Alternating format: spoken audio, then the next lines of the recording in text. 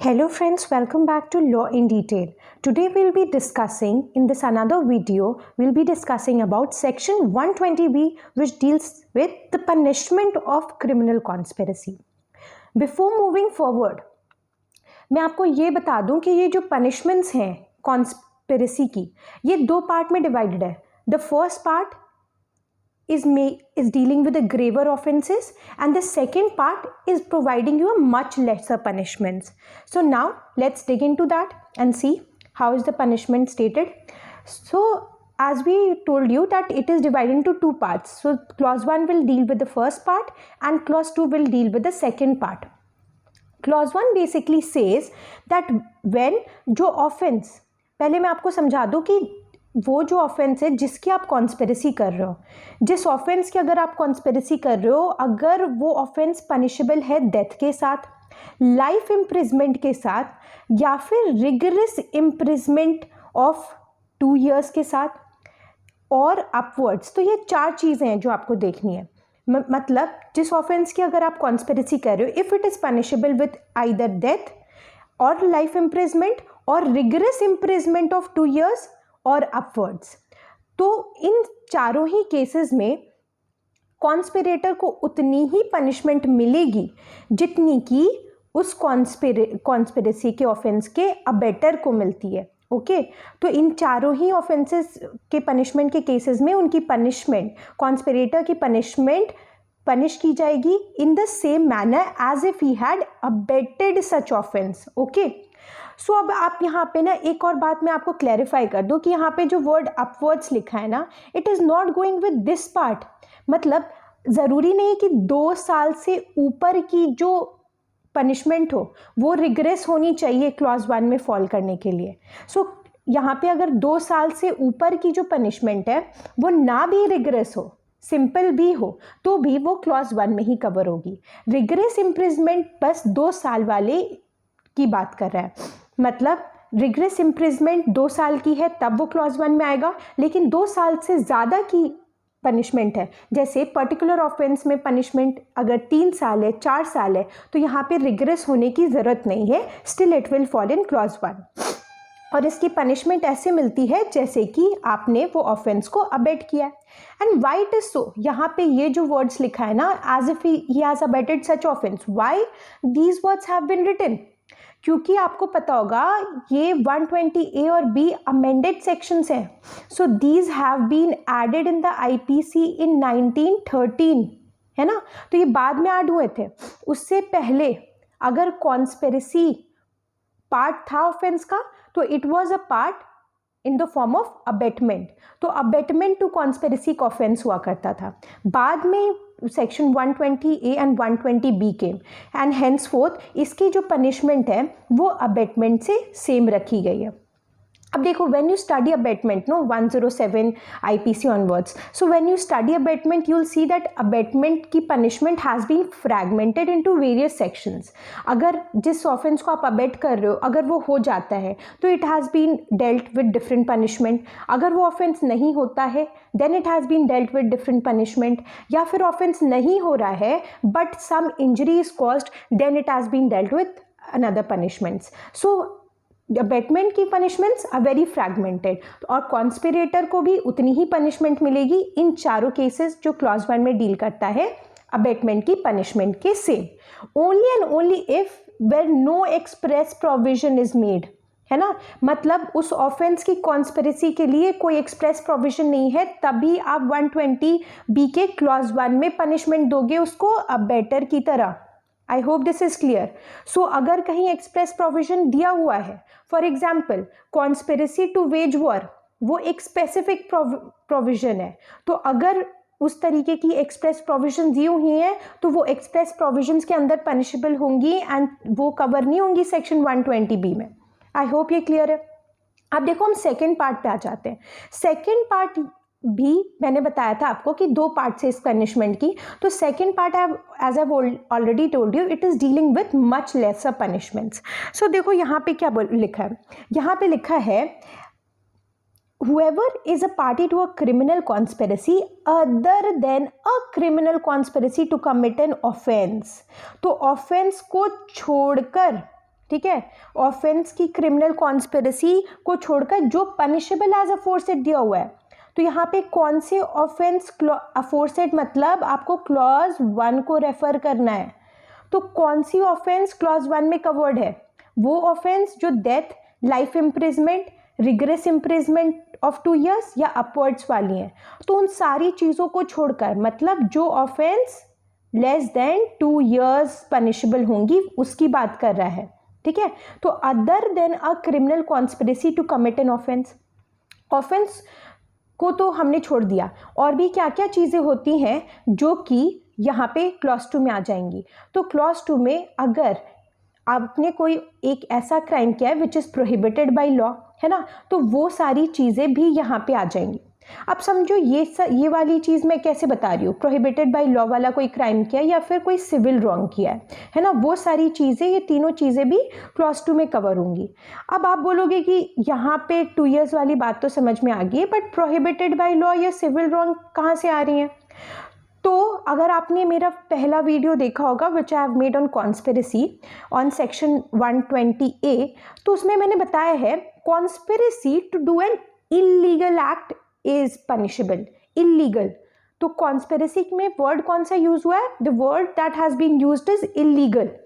और illegal word की जब आप डेफिनेशन देखोगे under section 43 IPC, so illegal includes not only an act which is an offence but also N act which is prohibited by law and also acts which are civil wrong. तो ये तीनों चीज़ों की conspiracy punishable होती है, क्योंकि 120A में word offence नहीं लिखा, बस 120A में वर्ड इलीगल लिखा है, जो ये तीनों चीज़ें कवर कर रही हैं। तो I hope I am clear. अब आइए आगे बढ़ते हैं। आगे यहाँ पे मैंने यही बातें आपके लिए यहाँ पे लिख दी है कि अगर कॉन्स्पिरेसी पनिशेबल है death, life imprisonment, 2 years of rigorous imprisonment या उससे ज़्यादा, तो आपको पनिशमेंट अबेटर की तरह मिलेगी। और अगर लेस देन 2 years हो, जैसा कि मैंने बताया ये सेकेंड क्लॉज में कवर होगा, या फिर वो सिविल रॉन्ग हो या प्रोहिबिटेड बाय लॉ हो, तो मैक्सिमम 6 months की पनिशमेंट मिलेगी। अब देखो यहाँ पे हम अबेटर की तरह पनिशमेंट बता रहे हैं, तो यहाँ पे हम punishment, we are not specifying what will be the punishment. हम बोल रहे हैं अबेटमेंट के लॉस चेक करो और उसमें देखो कितनी पनिशमेंट बनेगी। तो हमने यहाँ पनिशमेंट स्पेसिफाई नहीं किया इस क्लॉज में, लेकिन वही दूसरी वाली क्लॉज में हमने स्पेसिफाई कर दिया कि तुमको मैक्सिमम 6 months तक ही पनिशमेंट मिल सकती है ना। So this is very important thing. और 6, देखो यहाँ पे जो लेस ग्रेवर ऑफेंसेज है ना, जैसे कि 2 साल से कम का ऑफेंस जिसके लिए आप कॉन्स्पिरेसी कर रहे हो, है ना, तो ये सारी चीज़ें बहुत लेस ग्रेव ऑफेंसेज है। फॉर एग्जांपल अगर हम कॉन्स्पिरेसी कर रहे हैं सिंपल हर्ट करने की, फॉर एग्जांपल मैं आपको बोल रही हूँ हम दोनों कंस्पायर कर रहे हैं कि लेट्स को और किसी को चाटा मार के आते हैं, है ना, चाटे मार के आते हैं, किसी को स्लैप करके आते हैं, तो वो सिंपल हर्ट है ना, मतलब हल्का सा हमने स्लैप कर दिया, that will be a simple hurt, और वो लेस देन 2 years पनिशेबल होगा। या फिर मान लो कि हम एक कॉन्स्पिरेसी कर रहे हैं सिविल रॉन्ग करने की, जैसे कि मैं और आप कंस्पायर कर रहे हैं कि चलो हमने एक किसी के साथ कॉन्ट्रैक्ट किया था, चलो हम उस कॉन्ट्रैक्ट को ब्रीच कर देते हैं, तो ब्रीच ऑफ कॉन्ट्रैक्ट एक सिविल रॉन्ग है। तो अगर हम ये सारी चीज़ें कर रहे हैं, दीज आर माइनर थिंग्स, तो इसीलिए यहाँ पर आपको बेटर की तरह सज़ा ना मिलकर यहाँ पर the punishment has been fix as 6 months। दूसरा सेफगार्ड भी है, एंड लेट्स अंडरस्टैंड कि दूसरा सेफगार्ड क्यों है, why it has been provided. So next safeguard is कि ये इन केसेस में जो लैटर काइंड ऑफ कॉन्स्पिरेसीज हैं, मतलब जहाँ पे सिविल रॉन्ग है, प्रोहिबिटेड बाय लॉ है, या फिर लेस देन 2 years से पनिशेबल है, ओके, इन सारे ही केसेस में, और we have already seen the maximum punishment can be 6 months।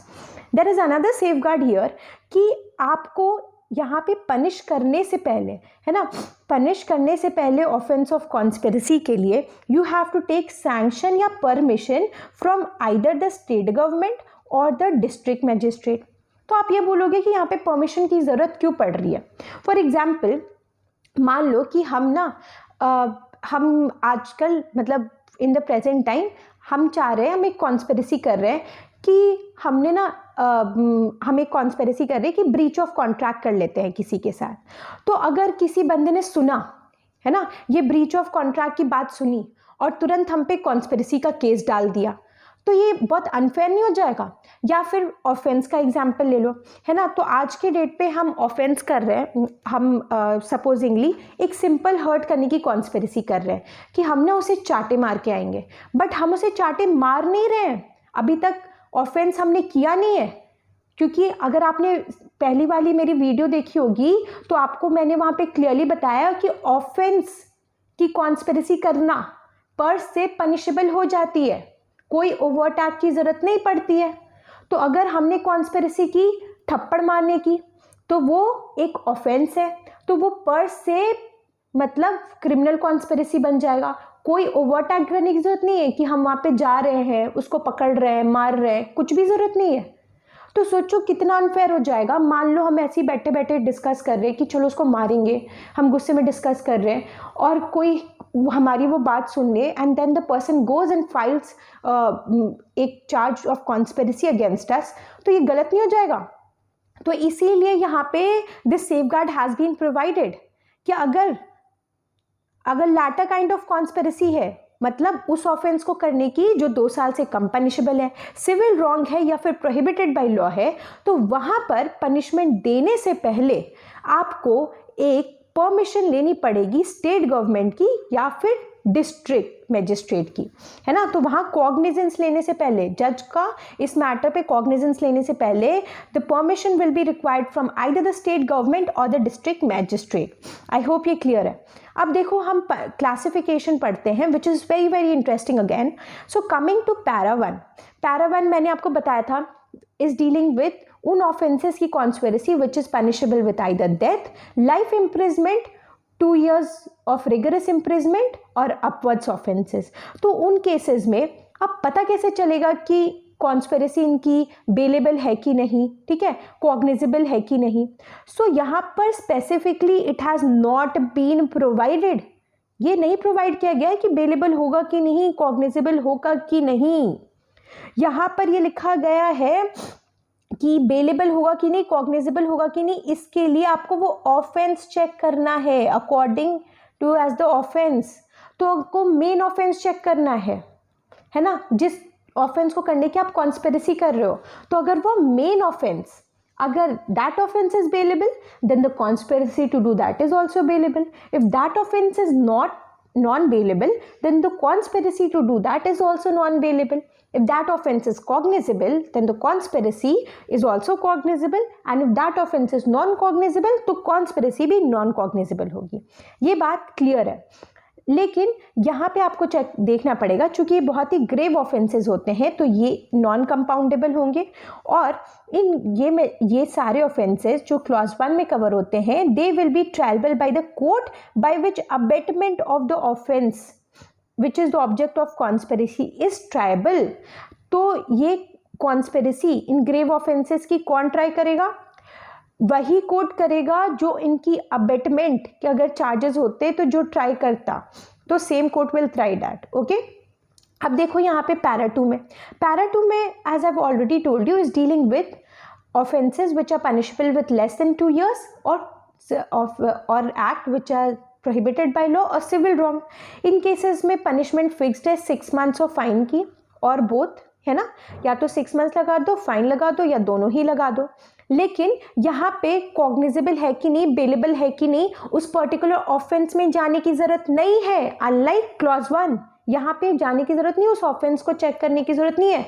यहाँ पर स्पेसिफिकली प्रोवाइड कर दिया गया है कि पैरा 2 में जितने भी ऑफेंसेस होंगे those will be non cognizable, means you can not arrest the person without a warrant, these offenses will be bailable once you have arrested him, so they have a right to be released on bail, and these offenses can be tried by only JMFC, that is Judicial Magistrate of First Class, और ये भी non compoundable होंगे।